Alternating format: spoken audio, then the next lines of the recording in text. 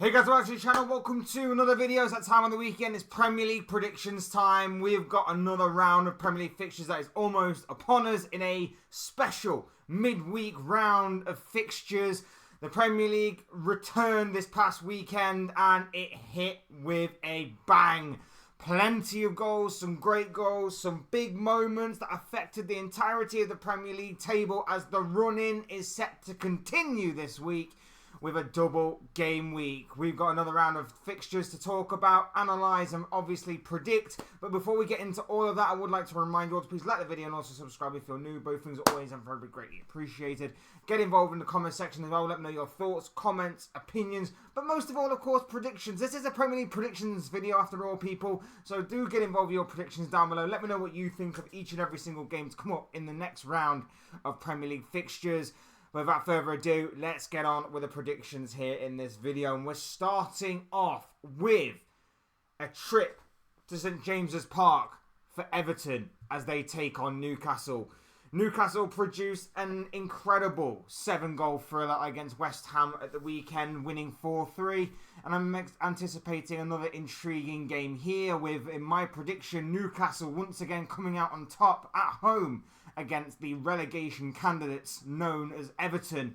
Sean Dyche's men struggled at the weekend, losing 2-1 to Bournemouth, and I think they'll struggle again here. I think they have the capabilities of getting something from this game, of course, maybe hitting Newcastle on a counter-attack, maybe stealing something from a set piece, but Everton, simply put, do not score enough goals for them to get anything from this game, in my opinion. The unfortunate part about this for a certain Anthony Gordon is that he won't be able to return against his former club. Not that I think that he will get a great reception anyway, but it might be a big blow to Newcastle nonetheless. But I think with the form of the likes of Alexander Isak and with Harvey Barnes himself, who probably will be the replacement for Gordon on that left-hand side, scoring a couple of goals against West Ham as well, I think both of them men will be important going into this game. Big game, big opportunity for Newcastle to get back-to-back wins here. I'm going to go with a 2-1 win to Newcastle, but like I say, it isn't out of realms of possibility for a relegation-fighting Everton side to turn up in this one and steal something from Eddie Howe's side.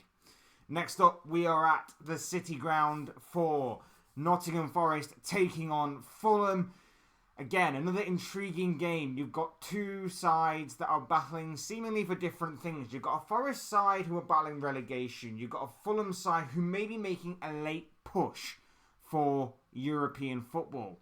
Unfortunately for Fulham, their European football push had hit a bit of a bump in the road in the form of Sheffield United. Not many people expected Fulham to stumble against the Blades at the weekend, but a 3-3 draw says otherwise.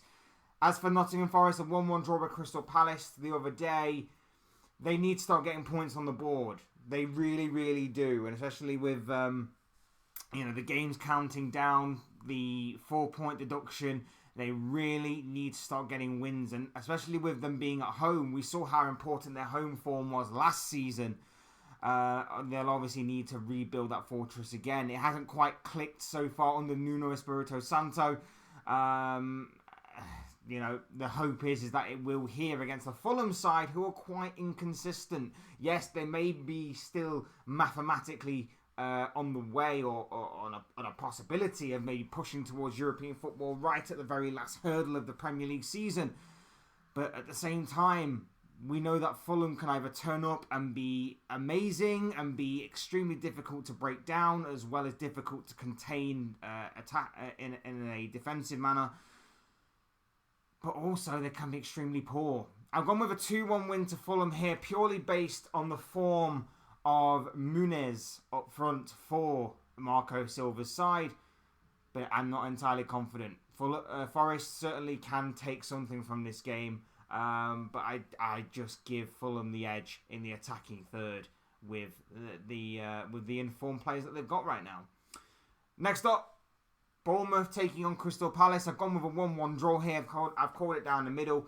Oliver Glasner hasn't exactly had the most electric start to his Crystal Palace career, but at the same time, it's been slow and steady. Again, you've got Palace battling relegation. You've got Bournemouth that are sort of going about their business, middle of the table sort of style. They seem pretty safe this season as they're just going, like I say, they're going about their business with the new manager that they've had this season at the helm. Bournemouth picked up a very good win at the weekend against Everton. Fortunate, yes, but still a good win nonetheless. Palace, they've got an informed striker. They just can't stop conceding goals. They've got Mateta, who's firing on all cylinders since the new manager's come in. But they just can't stop conceding stupid goals. And that's why, again, I have gone with another draw for the draw specialists. And I've gone with a 1-1 draw here. Bournemouth to win would probably be my guess if I had to pick a winner. But at the same time, I still think Palace will be able to get something from this game. 1-1 should be an intriguing battle at the Vitality Stadium. Next up, Turf Moor awaits Burnley versus Wolves. And I've gone with a 2-2 draw for this one. This one has all the makings of a game which could go any which way. We know that Wolves have been very strong this season. We know that obviously they probably are the favourites going into this game. And we know that on their day, Wolves can beat anybody. But at the same time, they have stumbled in recent weeks. They have stumbled in recent weeks. They lost, obviously, at the weekend to Aston Villa. And obviously, we know Burnley are battling relegation and are, putting it all on the line, it seems. Against Chelsea the other day, not many people gave them much of a chance to get something from that game. But even when they went down to 10 men, they still battled it out for a point, much to the embarrassment of course, Chelsea. We know that Vincent Kompany likes to play on more of an attacking front foot sort of style at Burnley than we have seen in previous years. And I think that as the games tick down, we are obviously going to see Burnley try and just throw more caution to the wind. And that could obviously catch a lot of teams off guard. I think that will maybe be the same for Wolves. Wolves, of course, like I say, have the capabilities and the quality and everything to get the job done and to obviously condemn the relegation candidates to another defeat. But I think there may be a bit of a surprise in the offering here. And that's why I've gone with that 2-2 draw. I'm expecting a very entertaining game. A very underrated and maybe overlooked game, considering the other games that are going to be for us to feast our eyes upon this week. But yeah, I've gone with a 2-2 draw between these two sides. Should be an interesting battle nonetheless. But again, like I say, it could go any which way come the final whistle. Next up, the London Stadium awaits West Ham against Tottenham. I've gone with a 1-1 draw for this one. And this one is, again, another difficult game to call. West Ham in recent years have been a bit of a bogey side for Spurs, whether it be home or away. We know how awkward the London Stadium can be. And we know how awkward West Ham can be. Because when West Ham are on form, and I've said this time and time again, when West Ham are on form, they are a very good side. They are very difficult to break down. They are very difficult to contain when they're going forward. They can be difficult. And I think against this Spurs side, who are going to be looking to play on the front foot, playing with the majority of possession, they could pose a threat, could West Ham. With the pace on the break of the likes of Mohamed Kudus, Jared Bowen, of course, maybe the return of Mikel Antonio, their counter-attack could be frightening for this Tottenham side. Tottenham, on the other hand, we know about them. We know that obviously, like I say, they're going to be playing on the front foot. They're going to be playing more attackingly. They're going to be trying to use the creativity of James Maddison to break down what should be a solid and disciplined West Ham defence. And we know that they've got cover on the counter with Mickey van der Ven. But Mickey van der Ven can't do it all on his own. And when you look at it in an attacking sense as well, yes, they have Son, Charlison's back, Kulusevski, Brennan Johnson, who seems to be picking up a little bit of form in recent weeks. Do they have enough? Maybe, maybe not. Which is why I have gone with the draw. I think with the recent form of both these sides, facing each other, and of course with the way that both teams are likely to set up in this kind of attack versus counter-attacking style. That's why I've gone for these two teams to cancel each other out. in this particular game. So this one should be very entertaining for your Tuesday night viewing. I've gone with a draw on this one.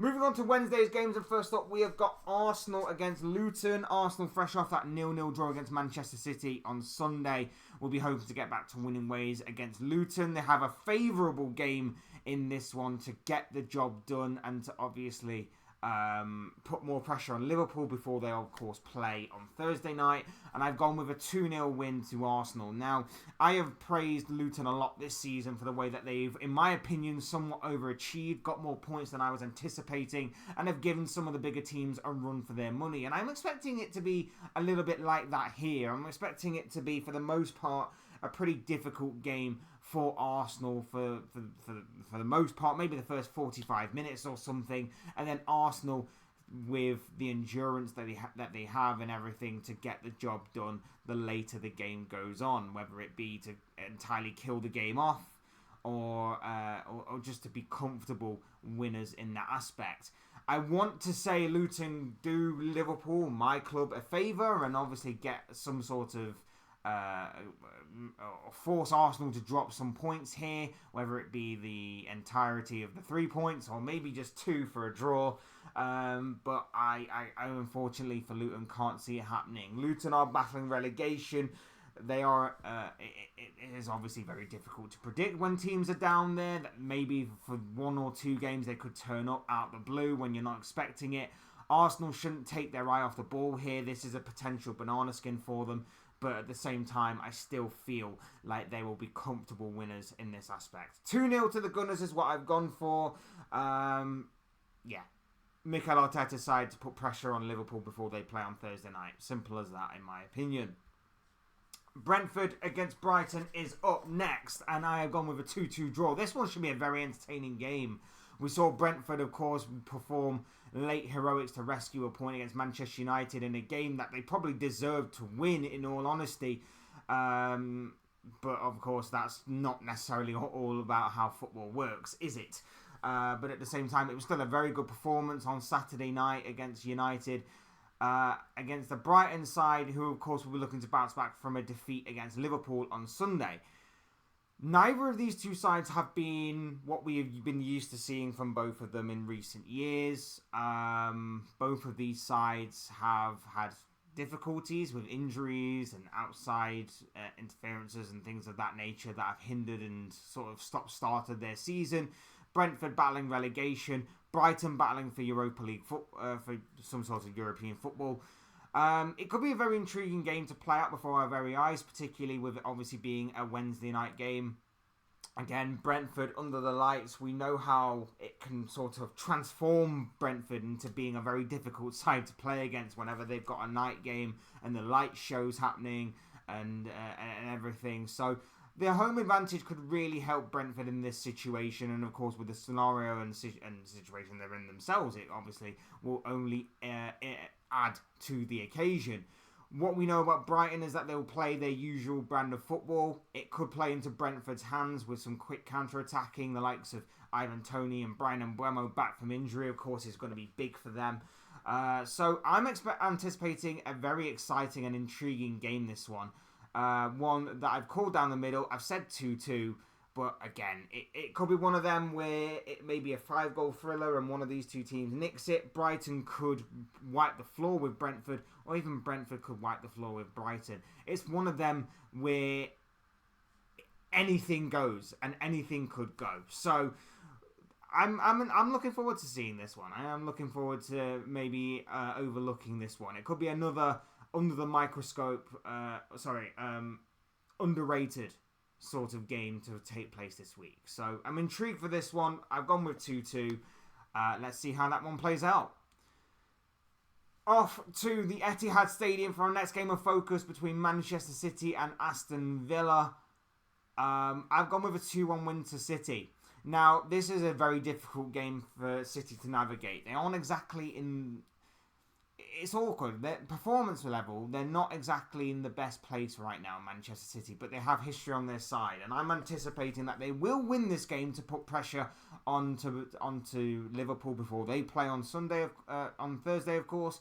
And, of course, to maybe counter Arsenal, who will probably win against Luton, as I've already predicted, given the fact that they have a more favourable game, with all due respect to Luton. I've gone with a 2-1 win to Man City here. I don't think it'll be pretty by any stretch of the imagination, but I still think City will get the job done. Now, of course, Villa are looking at Champions League football themselves. They are looking to maintain their position in the top four, which will give them an extra layer of intrigue and an extra layer of incentive to obviously get the job done here. But at the same time, what we do know about Aston Villa is that when they play away from home, sometimes they are a little fragile, particularly with the high line that they play. And I think that Man City could use the high line to their advantage. The likes of Jeremy Doku, Phil Foden, Kevin De Bruyne pulling the strings, and obviously, no, I don't even need to really say his name, but Erling Haaland will probably fancy their chances of getting a lot of chances and opportunities at breaking down that Villa high line, and of course just bulldozing their way through it, and obviously going through on a route to goal. That's where I think City can maybe exploit Villa's weakness, and that's where I think City will win at the Etihad. They'll obviously need to bounce back from the draw that they suffered at the hands of Arsenal at the weekend, and I think this is a very good opportunity to do it. We shall see. We shall see, obviously, what happens in this game, but obviously Villa are no pushovers. The injury that took place to Ollie Watkins at the weekend may be a massive blow for Villa, depending on how serious it was, whether it was precautionary or not. I'm not 100% sure. That could be a big blow to Villa and the way that they prepare. But even without Watkins, they are still dangerous. They still have players such as Moussa Diaby and Leon Bailey, of course, who are creative, fast, quick on the counter-attack, and can obviously hurt a City backline, which isn't at its strongest. Of course, it has a few injuries themselves, and even when it has been strong, they have been suspect of the counter-attack on a number of occasions, regardless of the opposition. So this one could be a fascinating contest, to say the least, but one that I am backing City to get the win and get back to winning ways for here. 2-1 to Pep Guardiola's side is what I've gone with in this fixture. Our penultimate game on the list comes from Thursday night, and it comes from Anfield, where Liverpool will take on Sheffield United. This one should be one of the more favourable ties to predict this week, with obviously Liverpool being at home, being top of the table, and obviously being in a title race that should see Jurgen Klopp's side comfortably. I don't want to speak too soon, but comfortably get the victory over Sheffield United, which is why I have gone for a 3-0 win. I think the home crowd will be too much for Sheffield United to handle. This has the potential to be a banana skin, as any and every fixture does when you've got a heavy favourite against a heavy underdog. But at the same time, I still think Liverpool need to navigate their way through this with the right professionalism, the right level of professionalism, and the right level of taking it seriously, basically, that this fixture still deserves. We know that Sheffield United are battling relegation. We know that if Liverpool turn up and think the game is won without a ball being kicked, it could come back to bite them. Sheffield United could throw caution to the wind and really go for it, and it could just be one of those games where the stars align, the players pull out worldy type performances, and they manage to catch Liverpool on a very big off day.